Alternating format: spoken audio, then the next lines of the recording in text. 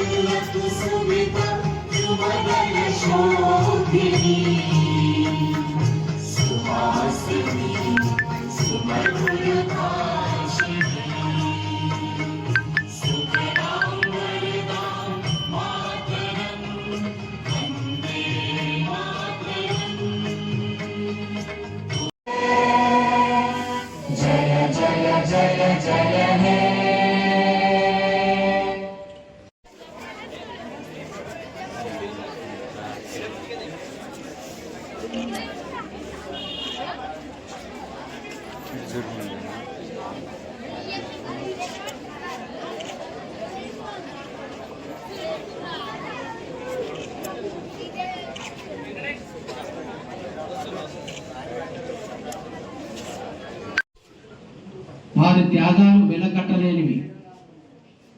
కానీ బాధాకరమైన విషయం ఏమిటంటే స్వతంత్రం ఇచ్చిన తర్వాత 80 ఏళ్ల తర్వాత మనం సాధించిన ప్రగతి ఏంటంటే చాలా బాధాకరం.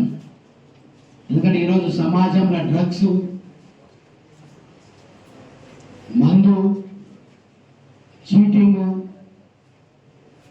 లాంటి వ్యవస్థను ఏర్పరచుకున్నాం. మరి ఆ వ్యవస్థ మరంతా సాధించుకున్న స్వతంత్రంలో ఈరోజు ఈ విధంగా ఉందంటే మనమందరం కూడా నడుము కట్టాల్సిన అవసరం ఉంది. పాప బాగవాడిన పాట.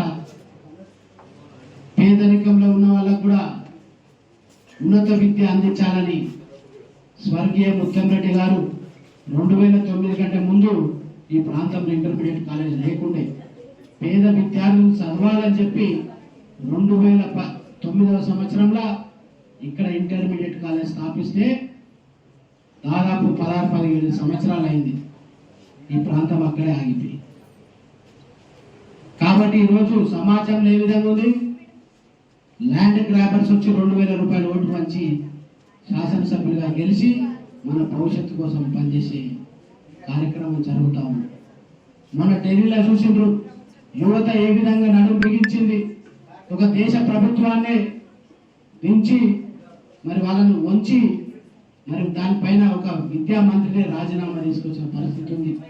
మన రాష్ట్రంలో కూడా మన స్వతంత్ర ఫలాలు అందించిన వాళ్ళకి నిజమైన నివాళులు అర్పించాలంటే మనమందరం కూడా నడుము బిగించాల్సిన అవసరం ఉంది.